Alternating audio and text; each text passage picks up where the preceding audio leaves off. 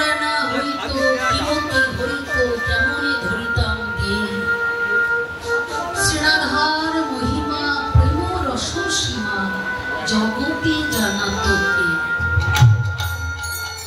আমার দয়াল ঠাকুর গৌর সুন্দর যদি পৃথিবীতে না আসতে কে রাধা কে কৃষ্ণ কোথায় বৃন্দাবন কে জানতো? কে জানাতো? তিনি এসে জানিয়েছিলেন বলেই আমরা জানতে পেরেছি। তাই আজকে আমরা আস্বাদন করব লীলা, যার নাম হলো নিতাই গৌরাঙ্গের মিলন। বৃন্দাবনে যারা ছিলেন কানাইয়ার বলগায়, এই কলিযুগে তারা হয়ে এলেন গৌরার নিতাই। এক দেশে জন্ম হলো নিতাই চাঁদের, আরেক দেশে জন্ম হলো গৌর, অথচ তারা দুই ভাই। কি করে হলো, কেমন করে হলো, আজকে আমরা সেইটুকুনি আলোচনা করব। সমস্ত ভক্তমন্ডলী মায়েদের কাছে আমার একটাই অনুরোধ, মাগো যা বোঝা যায় না তাতে আনন্দ হয় না, বুঝতে না পারলে আনন্দ পাওয়া যাবে না। আর আনন্দ পেতে গেলে, বুঝতে গেলে একটু মন দিয়ে শুনতে হবে, না শুনলে না বুঝলে বোঝা যাবে না। একটু মন দিয়ে শুনতে হবে। আমি যে কথাগুলো বলবো, যে ঘটনাটা বলবো, যদি আপনারা মনে মনে চিন্তা করেন না, তাহলে দেখবেন সেই ঘটনা আপনাদের চোখের সামনে ঘটছে, আস্বাদন করতে পারবেন। হৃদয়টাকে বৃন্দাবন তৈরি করে নিতে হবে। আজকে আমরা থাকবো গুপ্ত বৃন্দাবন, যার প্রকাশ্য নাম শ্রীধাম নবদ্বীপ। এই শ্রীধাম নবদ্বীপ ধাম, সেই নবদ্বীপে আশ্রম করব নিতাই গৌরাঙ্গের মিলন।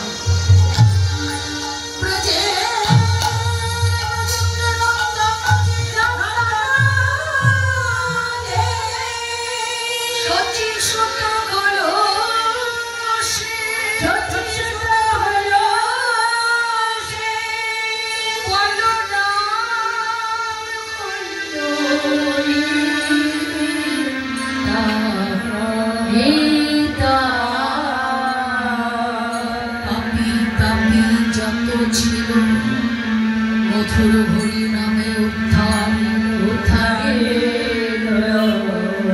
তার সাক্ষী জগাইয়া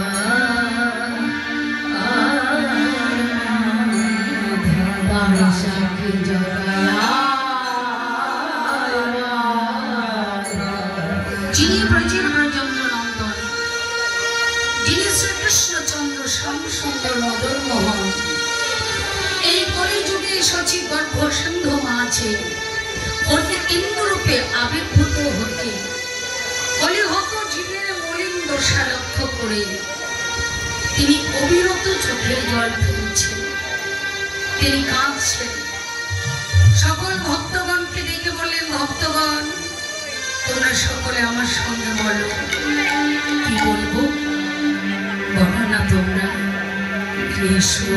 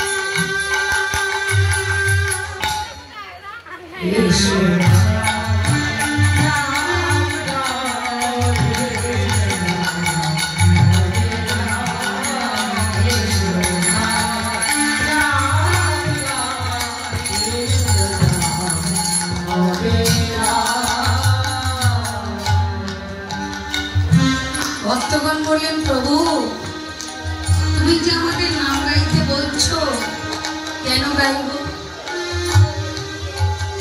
এ নাম গাইলে কি হবে? এই জগতে বিনিময় ছাড়া কিচ্ছু চলে না, সব বিনিময় চাই। কাউকে দিয়ে কিছু কাজ করাতে গেলে বিনিময় কিছু দিতে হয়, বিনিময় ছাড়া চলে না বাবা, তাই না? তা তুমি